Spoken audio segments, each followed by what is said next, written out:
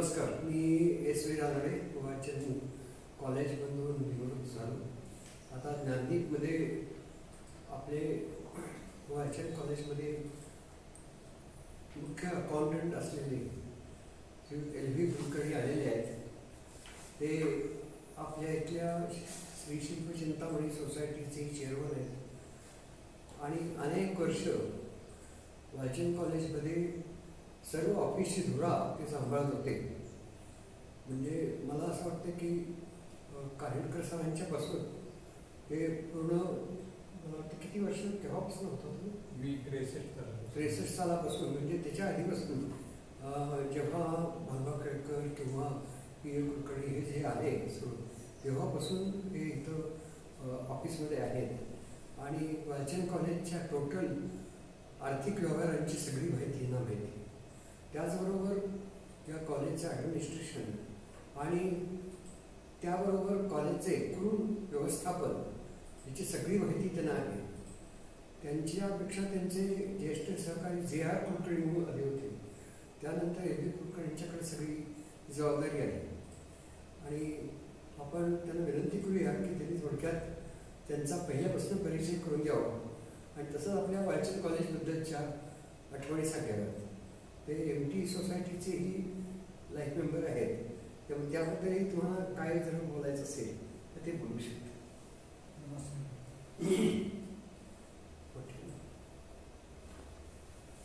मी वाचन कॉलेजवर 8 एप्रिल 1963 साली लागलो. खरं म्हणजे तो एक सुखद अनुभव होता. खरं म्हणजे प्रत्येकाला नोकरीसाठी अर्ज करावा लागतो, पण माझ्या बाबतीत ते काही घडलं नाही. एम्प्लॉयमेंट एक्सचेंजकडे त्यावेळी काही रिक्वायरमेंट कळवायची पद्धत होती. त्याप्रमाणे माझं नाव मी नोंदलेलं आधीच 2-3 वर्ष नोंदवलेलं होतं आणि त्यांचं मला कार्ड आलं की तुम्हाला इंटरव्ह्यूला खरं बोलवलं. इन द मीन टाईम मी 1960 साली मॅट्रिक पास झालो. नंतर मी कॉमर्स कॉलेजला 60-61ला ॲडमिशन घेतली, पण मुळातच दंगेखोर आणि थोडीशी मस्ती करायचा स्वभाव असल्यामुळे आणि असे मुंगळे जसे गुळाला चिकटतात त्याच्याप्रमाणे आमची एक टीम झाली. सगळेच नापास झाले एकंदरीत. मग काही नाही आपले चेंज केली. जेरे म्हणून होते ते सायन्सला गेले, काही अमुक गेले तमुक गेले. पुन्हा घरची शेती असल्यामुळं 60-61 वर्ष ते माझं फुकट गेलंच. पण वडीलही शेती करत होते, थोरले बंधूही शेती करत होते. मग म्हटलं आपण शेतीच करावी, या भानगडीबद्दल काय करायला नको. पण पुन्हा मी ॲडमिशनही घेतलेले, बसलोच नाही करायची. पण नंतर असं वाटलं की नाही आपण काहीतरी चुकतं या भानगडीत. म्हणून मी जेव्हा नापास झालो त्यावेळी मला मॅथमॅटिक्सचा एक विषय, तिथे फक्त भर आणि भूगोल असा काहीतरी विषय त्याप्रमाणे मला 2 विषयाला बसायचं. सुदैवाने आपल्या इथेच कैलासवासी गीते जोशी ते पण माझ्याबरोबर त्यावेळी बसत होते. तर ते म्हणाले आपण दोघेही अभ्यास करूया. आणि इन द मीन टाईम 63 साली जेव्हा मी लागलो तिथे इंटरव्ह्यू देऊन, केळकर साहेब त्यावेळी प्रिन्सिपल होते आणि केळकर साहेबांनी माझा इंटरव्ह्यू घेतला, माझी सिलेक्शन पण केली आणि मी जॉईन पण झालो. पण नंतर जेव्हा रिझल्ट लागला तेव्हा मी सुदैवाने प्री डिग्री पास झालो. त्यावेळी मी केळकर साहेबांना विनंती केली की आता मी कॉमर्स कॉलेजला जाणारच आहे, तेव्हा मला तुम्ही रिलीव्ह करा. तर त्याच वेळी आत्ता रानडे साहेबांनी सांगितलं त्याप्रमाणे जे आर कुलकर्णी माझ्या आधी सिनियर होते आणि सिनियर असताना त्यांनाही त्यांनी मागच्या वर्षीपासून प्री डिग्री एफ.वाय वापरता परवानगी दिलेलीच होती. मला म्हणाले तू काही नोकरी सोडू नको. जे आर कुलकर्णी ज्या पद्धतीने सकाळी 8 वाजता येतात, 11ला जातात कॉलेजला, 3 वाजता परत येतात, 6 पर्यंत काम करतात, असं तू पण ॲडजस्ट करून घे. त्यामुळं मला कॉमर्स शिकता आलं. तेव्हा आम्ही नेहमी म्हणतो की आई वडिलांनी मला जन्म दिला आणि खरं म्हणजे वाचन कॉलेज ही कर्मभूमी आपण म्हणू शकतो, कारण मी तिथे नोकरीला लागलो. पण माझ्या बाबतीमध्ये घरात जरी माझा जन्म झाला, मी लहानपण जरी घरी काढलं असलं, तर भालचंद्र कॉलेज ही माझी मातृभूमीच आहे. त्यांनीच मला मोठं केलं तिथूनच. मग पास झाल्यानंतर सुदैवाने सकाळ दुपार, मग सकाळचं कॉलेज असतं, दुपारी जायचं, सगळं ॲडजस्ट करून मेसला जेवायचं. असं करून मी तिथे B.Com पास झालो. B.Com पास झालो. By that time principal Kelkar retire झाले आणि प्रोफेसर कानिटकर ते जॉईन झाले प्रिन्सिपल. केळकर साहेबांच्या वेळची जी परिस्थिती होती भालचंद्र, एक लहानसं कुटुंब अशा पद्धतीनेच होतं. 40-50 टीचिंग स्टाफ, तेवढेच non teaching staff, civil, mechanical, electrical 60-60 intake, electronics सुद्धा त्यावेळी नव्हतं, डिग्री डिप्लोमा कंबाईंड होतं. अशा ह्याच्यात आम्ही वावरलेलो आणि त्या ग्रुपमध्ये वावरलो. पण त्यावेळेचा जो एकंदरीत सिनेरिओ होता, कदाचित रानडे साहेबांना खोटं वाटेल की होमोजेनियस असलं तरी थोडंसं टीचिंग आणि नॉन टीचिंगमध्ये गॅप राहायचं त्यावेळी. त्यावेळी आमच्यासारखा माणूस क्लार्क आहे, ते are not taking any cognizance of it. पण सुदैवाने एक पेन्शनची नोकरी आहे, कायमस्वरूपी नोकरी आहे, तिथली वागणूक चांगली आहे, शिकायला चांगलं मिळतंय, यामध्ये सगळेजण मी कंटिन्यू झालो. मी B.Com झालो तर मला माझे आमचे काही स्नेहळचे स्नेह दांडेकर म्हणून इचलकरंजी अर्बन कोऑपरेटिव्हला मॅनेजर होते. त्या मधल्या काळामध्ये 63चे आणि 2-3 वर्ष पुढे जाईस तोपर्यंत मी कॉमर्स झालेलो असतानाच अभ्यंकर म्हणून दादासाहेब अभ्यंकर, SP अभ्यंकर हे चार्टर्ड अकाउंटंट होते आणि त्यांना भालचंद्र कॉलेजने ऑडिटर म्हणून नेमलं. पण मला उत्साह होता. मी त्यांना सकाळी मी त्यांच्याकडे 8ला जायचं, 10:30पर्यंत त्यांचं काय असेल ते मग शिकायला मिळते ना, ऑडिट करायला मिळायचं, इन्कम टॅक्सच्या केसेसचे फाईल करायला मिळायचं, भरपूर शिकलो त्यांच्याकडे. आणि हे सगळा अनुभवत असताना मला आमच्या दांडेकरांचा एक फोन आला की फाईन्स इंजिनिअरिंगमध्ये त्यांना अकाउंटंटची जागा भरायची आहे, तेव्हा तू ये. मग ते इंटरव्ह्यूला गेलो तिथे. तर S.G. कुलकर्णी म्हणून ते फाईन ग्रुपमध्ये आत्ता आहे, वारले ते मार्गदर्शक, त्यांनी माझा इंटरव्ह्यू घेतला. मग त्यांना मी म्हटल्यानंतर ते म्हणाले तर काय मी इंटरव्ह्यू घेतच नाही, तुम्हाला सगळंच येत आहे म्हणाले. मी काय आता बोलणार, मी खरं म्हणाले तुमच्याविषयी यातला कमी अनुभवाचा माणूस, फक्त पंडितराव येईपर्यंत वाढवले. अर्धा जण पंडितराव आले, त्यांनी सांगितलं मी या म्हणले उद्यापासून 500 रुपये तुम्हाला पगार देईल. हे मी बापूसाहेब कानिटकरांना सांगायला गेलो की बापूसाहेब मी तर नोकरी सोडतो, B.Com झालो आणि मला आत्ता फील्डमध्ये नोकरी आहे. या म्हणाले इकडे काय जायचं नाही, मला ती कंपनी माहीत आहे काय आहे. त्यांना पूर्ण अनुभव होता बापूसाहेबांचा. मग त्यांनी मला साधा ज्युनियर क्लार्कचा सिनियर क्लार्क केला बापूसाहेब. पण तिथे अशी माझी प्रगती होता पुढे काय व्हायला लागलं की ॲडमिशन त्यावेळेची सगळी गव्हर्नमेंट आत्ता जशी कंट्रोल करतोय त्याची गव्हर्नमेंट कंट्रोल करत असायची. आणि त्यावेळी कोटा होता. यावेळी बॉम्बे युनिव्हर्सिटीचा कोटा, नागपूर युनिव्हर्सिटीचा कोटा आणि कुठल्या युनिव्हर्सिटीचा कोटा, ती मुलं इकडे यायची, वाचन नॉमिनी पास यायची. पण त्यांचे पालक किंवा इंजिनिअरिंगला आणि डिप्लोमा येणाऱ्या मुलांना, त्यांच्या पालकांना जरी आता ॲडमिशन मी अर्ज भरणार आहे तरी माहिती सारखी लागायची. पण मूलतः स्वभाव माझा सगळ्या लोकांच्यात मिसळायचं असल्यामुळे सगळे लोक आले की माहिती मी सगळ्यांना देणार, जरी ॲडमिशन ऑफिसशी माझा काही संबंध नव्हता तरी सुद्धा. आणि मग गावातले काही कॉन्टॅक्ट यामुळं मी लोकांची मला सहवास वाटला. माझ्याकडे जरी पैसे कमी असले तरी माणसांचा माझ्याकडे रस्ता भरपूर असतो. त्यामुळं फार सांगलीसारख्या ठिकाणी व्यापारी, इंजिनिअरिंग कॉलेजेस, पॉलिटेक्निक याच्यात मला चांगलं वाटतं.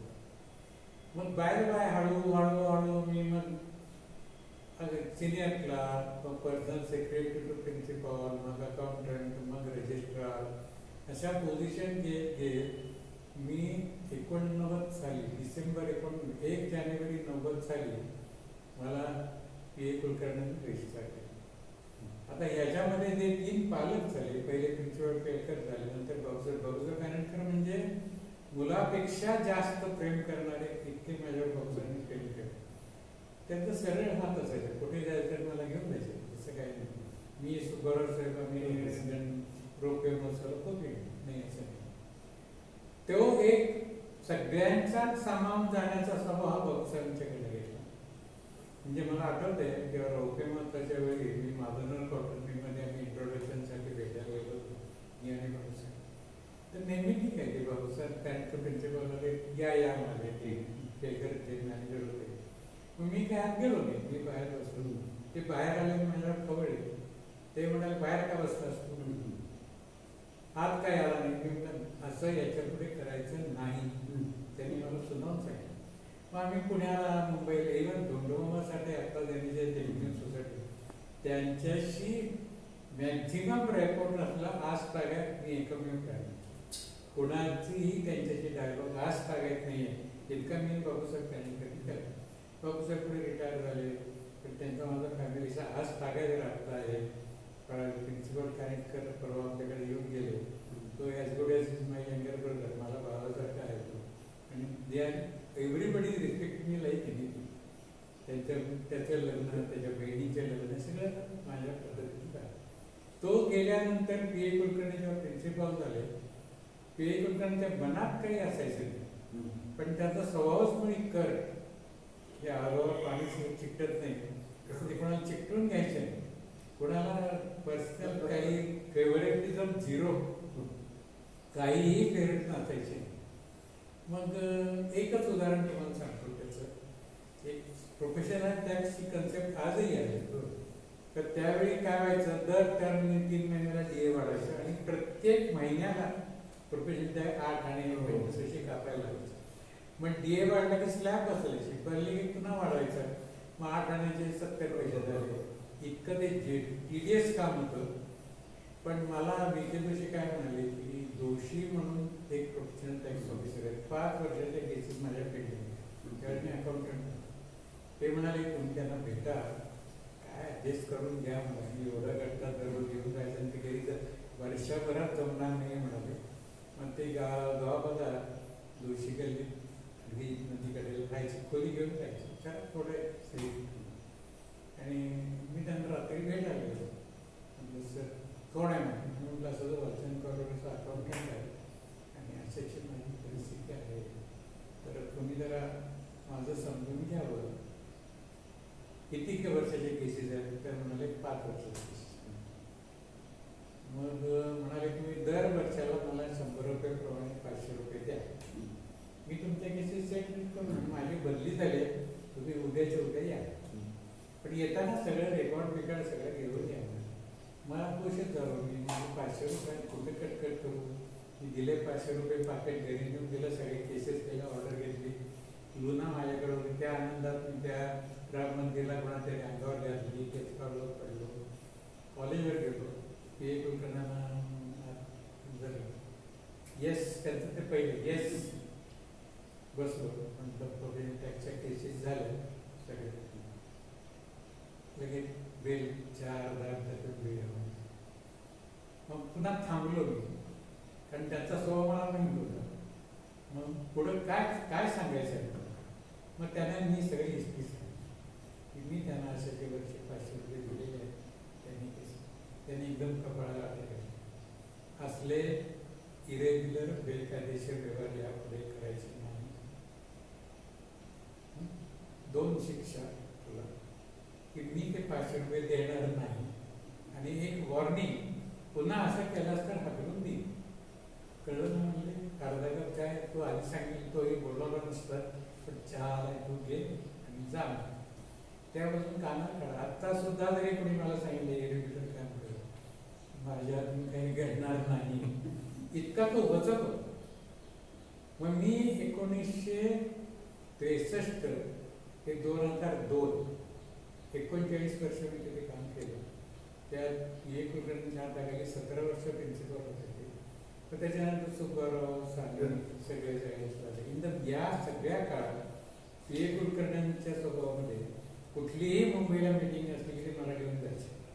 मग लालचंद शेट्टी असो, अजित गुलाबचंद असो, कोणी असो, मी आहेच. त्यांनी मला चांगला हे दिला. मनात त्यांच्या काही असायचं नाही, पण नियम सोडून काही करतात. म्हणजे मला तिथे 39 वर्ष झाल्यानंतर आत्ता जसं रामले साहेब म्हणाले की महाराष्ट्र टेकिंग सोसायटीचं तिथे एक ॲडमिनिस्ट्रेटर ऑफिस होतं. त्यावेळी आपले कैलास संतपुरात तिथे ॲडमिनिस्ट्रेटर होते. पण मी 31 मार्च 2002ला कॉलेजवर रिटायर झालो आणि 1 एप्रिललाच इकडे ॲडमिनिस्ट्रेटर म्हणून जॉईन झालो. म्हणजे मध्ये प्राचार्यांचं ऑफिस, डावीकडे वालचंद कॉलेजचं ऑफिस, उजवीकडे एमपी सोसायटीचं ऑफिस. तिथे मी 3 वर्ष होतो.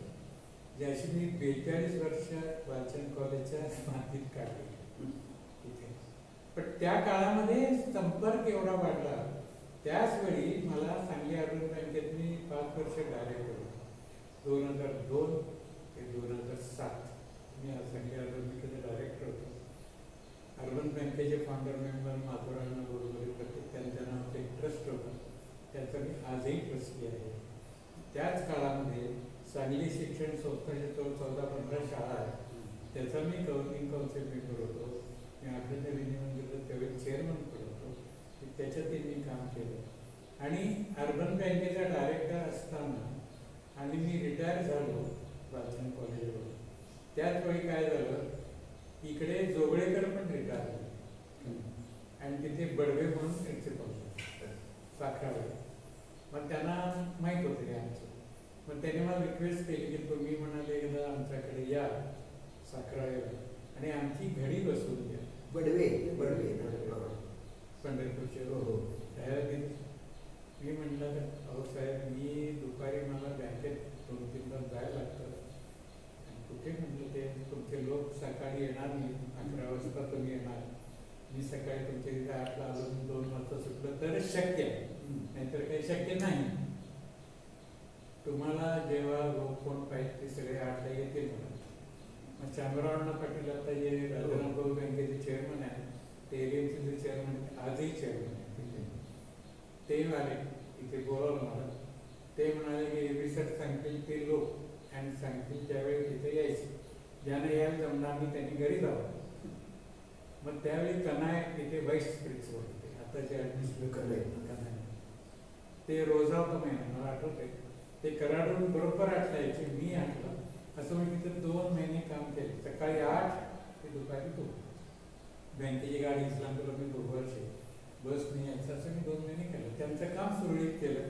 त्यामुळे आमचा गाव वाढला. लोकांना अण्णा म्हणले की काय उत्तम काम केलं म्हणाले तुम्ही आमच्या कामाचं. असा मी जेव्हा प्रवास करत करत गेलो आणि मी 31 मार्च 2005 नंतर अर्बन बँकेचा डायरेक्टर सुद्धा होतोच, तेव्हा माझी मदन मोहनची गाठ पडली. डिसेंबरमध्ये गाठ पडली 2005. तर त्यावेळेला MBBS कॉलेज मंजूर झालं होतं. मग आम्ही पण तुमच्या दरम्यान म्हणून नेले गेले तिथे रिटायर झालेले आहेत. प्रमोद परीखनी सांगितलं तर मला भेटायला गेलो. शनिवार होता तिथे मला आठवतं. त्यावेळी ते नागपूरला अधिवेशन करून रात्री प्रवास करून सांगलीला आले होते. आणि नुकतंच अधिक 15 दिवस आधीच त्यांनी चेअरमन म्हणून दादा कॉलेजचा चार्ज केला. 15 दिवसच झाले, पहिली एकच मीटिंग झाली. मी आता शनिवारी त्यांच्या ऑफिसमध्ये बसलो होतो, कारखान्यावर भेटायला गेलो. असं पाठीमध्ये बसलो. त्यांचं पुढचं काम झालं. मला त्यांनी असं चष्मे आता बघितलं, या म्हणजे आज म्हणाले मला कंटाळा आला. रात्रभर मी प्रवास करून नागपूरहून सांगलीला पोहोचलोय. उद्या आपण बसू. मी असा उठतोय बजारचा. एक काम करा, तुम्ही उद्या सोमवारपासून माझ्या वसंतदादा कॉलेजला सचिव म्हणून या. मी चेअरमन आहे, तुम्ही सेक्रेटरी. तुमच्या ताब्यात मी कॉलेज येतो. थांबा म्हणाले 15 दिवस. मग डेप्युटी त्यांचे जे कोण सचिव होते PT समजाडे, त्यांना म्हणाले यांना पाहिजे तशी ऑर्डर टायपिस्ट करून टाईप करून घे. अरे ते जरा तुम्हाला माहीत असेल, ते बोलणं गेलं सगळं तेवढं चालेल होतं. टाईप करून घे, त्यांना ऑर्डर दाखवा म्हणले. माझ्याकडे आण, मी सही करून देतो. मला म्हणाले चला डायरेक्टर बोर्ड आहे हा. मग त्यात DK पाटील, विजयराव दोळवळे सगळे माझ्या माहितीचीच होते. त्यांना म्हणाले मी सोमवारपासून सचिव म्हणून बोलवलेलं आहे. त्यांना आनंदाने घ्या. ठीक आहे म्हणजे माझ्या माहितीचीच होते, या. कारण DK पाटलांचं जे चिंचणी म्हणून गाव आहे, तर मी चिंचणीवरून गौगावला जायचं. दर रविवारी जायचं. त्याची बाग होती, माझी पण बाग होती. ते म्हणजे आमच्या घरात. तिथे मी जानेवारी 2006 ते 2011 पर्यंत होम चेअरमन होतो. त्यापर्यंत मी तिथे सेक्रेटरी होतो. दादा कॉलेजवर नोकरीला लागण्यापूर्वी रिटायरमेंट होईपर्यंत वालचंद कॉलेजवर मी प्राचार्यांच्या हाताखाली काम करतो आणि वसंतदादा कॉलेजला प्राचार्य माझ्या हाताखाली काम करतो. त्यांनी माझ्या ताब्यातच दिलं. मला एक गोष्ट करायची, मला काही कोणी तुम्ही काही मला फक्त येसवर विचारायला या, मी कोणालाही एंटरटेन करणार नाही किंवा काही नाही. तुम्ही सगळं करायचं, नियमाप्रमाणे करायचं. तिथे नियमाप्रमाणे शिस्त लावली, सगळं काढले. माझ्या कारकिर्दीत जवळजवळ 8 कोटीचे मी आत्ताच्या बिल्डिंग आहे त्या सर्व मी बांधले. पूर्वी ते कॉलर होतं, त्याच्यानंतर पत्र्याचं होतं, त्यांनी सगळं बांधलं. पण नंतर विचार आमचं चेअरमन झाल्यानंतर आणि भाऊनी नवीन कॉलेज काढलं, तर त्यामुळे मी माझ्या कॉलेजकडे जा म्हणजे मी सांगा विशालला गावाला मला विशाल तुम्ही सर पोहोचलो म्हणजे भांडण तुमचा भावाने घेतो, मी नक्की कुठं राहायचं. भाऊ म्हणले तुम्ही आला नाही सर माझ्याकडे कामाला. विशालने सोडलेलं नाही, त्यांनी विशालवर जाळच काढला. ते म्हणजे ठीक आहे, तू सरना ठेवून घे, पगार तुझा तू द्यायचाच, तुझी गाडी वापरायची त्याने, काम माझं करायचं. तुला पट्टे का इकडे सही करून देत माझ्याकडे येऊन. विशालने मला फोन करून सांगितलं सर तुम्ही जावा त्यांच्याकडे, मला उगीच ते आमच्या द्वारावधी नको. मी त्यांच्याकडे मी पुन्हा 5 वर्ष काढले. इथून आलो, बाहेर पडलो. भोकरेंच्याकडे मला 2-2.5 वर्ष बोलावलं. तिथे मी दररोज 2 तास राहायचो. किती जवळजवळ या सगळ्या सांगली जवळपासच्या आसपासच्या जवळ 10 ते 15 कॉलेजमध्ये DKTला मी गेली 12 वर्ष जातो, आजही जातो. DKTचं फायनान्शियल जे FRA म्हणजे फीज रेग्युलेटरी अथॉरिटीचं जे काम आहे, त्यांचं fee how to increase the fee नियमाप्रमाणे ते मीच करतोय. आज सगळ्याचं तो मीच करतो. त्यांचं करतो. यश फाउंडेशन रत्नागिरीला एक नर्सिंग कॉलेज आहे, त्यांचंही करतो. पुन्हा भोकरे कॉलेज तर मी राहत सुद्धा आता व्यासपीठ केले. आता मी लॉकडाऊन होईपर्यंत मी मलदूम कॉलेजला गेले, 4 महिने जात शिकलो. त्यांचे मी स्क्रीन टाईम करून द्यायचं. आणि कोणी शंका विचारायला आला, आता ह्याला गारगोटीला एक विद्यावर्धिनी म्हणून काहीतरी पॉलिटेक्निक आहे, तिथेही मी जा, त्यांचे 2 महिने भेटून जातो. हे आज ताग आहे, गेली हे 50 वर्ष शिक्षण क्षेत्राशी जोडलेला आहे. आणि येतात, टॅक्स स्ट्रक्चर देतात, व्यापारी लोक येतात. त्यामुळे मी मस्तीने सांगत नाही, पण वालचंद कॉलेजवरच्या 42 वर्षाच्या प्रवासानंतर हे जे मला प्राप्त झालं आहे, त्याच्यामुळे सांगलीतल्या किंवा कुठल्याही लोकांना LB कुलकर्णी कोण आहे म्हणतो तर ते कोणी व्यापारी केव्हा होतो. अशी प्रगती ही केवळ वालचंद कॉलेजमधून झाली. यांचेच कलीग म्हणूया आपण किंवा माझे गुरु म्हणा, प्रिन्सिपल जोगळेकर जेव्हा साखळेकर होते, ते 83 साली तिथे गेले. दर शनिवारी रविवारी मला ते परवायचं. शनिवार रविवारी इथे येते. तिथेच म्हणजे जोगळेंच्या जयंतरांची गाठ पडली. पहिल्या मिटिंगला जेव्हा आलो मी तिथे होतो, तुम्ही म्हणाले सर इकडे का आलात म्हणजे जोगळेकर सरांनी आज सांगितलं. इथे मी 3 वर्ष जातो शनिवारी. विधानमंत्री बँकेच्या गुळवणींच्याकडे त्यांचे 1 फॉर्मचं काम माझ्याकडे होतं, त्यामुळे तिथे मी शनिवारी वर जायचं विचार. त्यांचं सर्टिफिकेट एजन्सी म्हणून एक त्यांचा वेगळा कन्सर्न आहे. विनोदला आमच्या वेळ व्हायचा नाही, बँक आहे ते काम माझ्याकडे बरेच वर्ष 5 वर्ष होतं. अशी मी व्हरायटी ऑफ कामं करून आज ताग आहे. केवळ रानडे साहेबांच्यासारखे स्नेही आहे. आणि आता ही जी सोसायटी आहे, ही सोसायटी काम करायला ज्याचे जे मालक आहेत विजय परांजपे याचे शिकवले, ते मला 1980 पूर्वी भेटले. मला म्हणाले की तुम्ही ही जमीन माझी घ्या.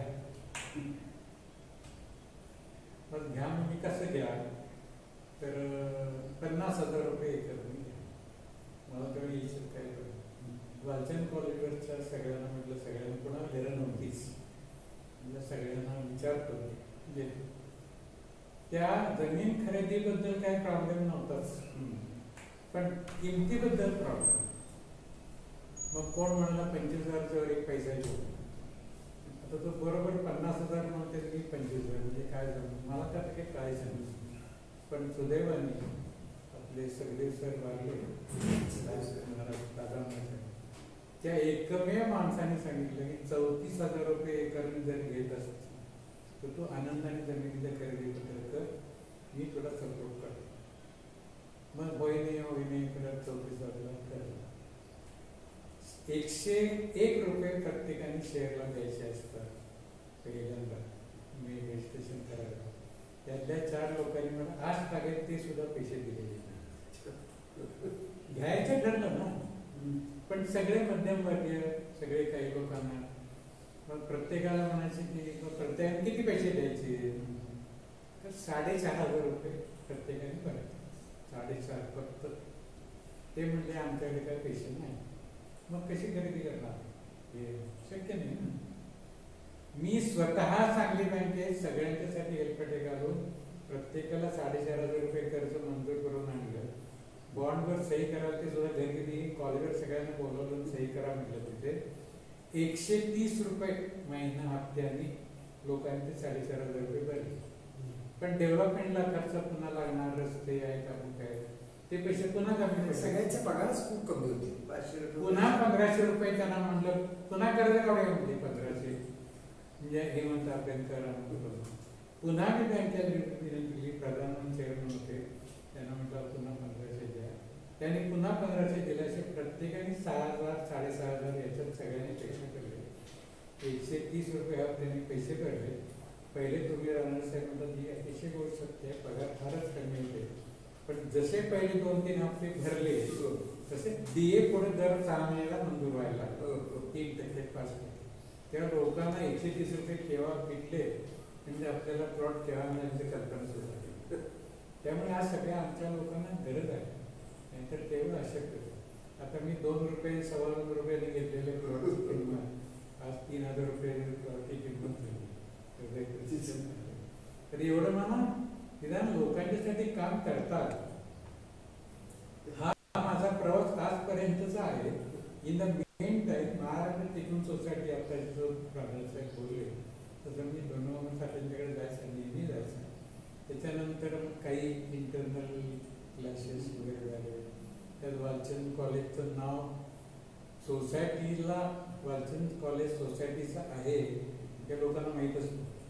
किंवा वालचंद कॉलेजचे सगळ्या लोकांमध्ये वालचंद कॉलेज म्हणजे वालचंद शेट्टींचंच आहे, त्या वालचंद ग्रुपचंच आहे असं लोकांना वाटायचं. त्यामुळं तो जर क्लास होता त्याच्यामध्ये मी होतो. आज ताग्यात सुद्धा लोकांनी जेव्हा पहिल्यापासून माहिती विचारतात 56 साली काय झालं, 58 साली काय झालं, ते मी सगळं टोटल सांगतो. माझ्या एवढीच माहिती बऱ्याच लोकांना आहे. श्री कानिटकांना तर त्याच्यावर अमाप माहिती आहे. आणि त्याच्यानंतर मॅक्झिमम कष्ट कोणी केले असतील की वालचंद कॉलेजचं अस्तित्व हे महाराष्ट्रातील नसावं हे केवळ श्रीराम कानिटकरचं त्याच्यावर श्रेय आहे. त्यांनीच काम केलं.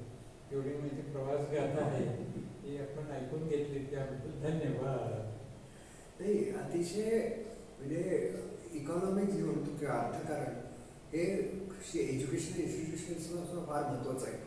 आणि मुख्य म्हणजे कसं आहे की हल्लीच्या काळामध्ये तुम्ही जर बघितले तर सगळ्या शैक्षणिक संस्था या करप्शननं ग्रासलेल्या आहेत.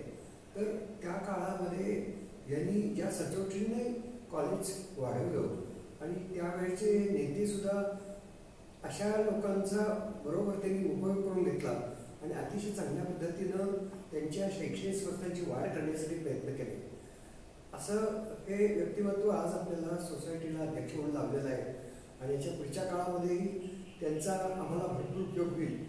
ज्ञानदीप फाउंडेशनमध्ये सुद्धा मी त्यांना म्हटलं होतं की तुम्ही आमचे डायरेक्टर व्हा वगैरे, तर तब्येतीच्या कारणाने त्यांना ते शक्य झालं नाही. कारण हिंडणं वगैरे आता ह्या पुढेचं जमत नाही.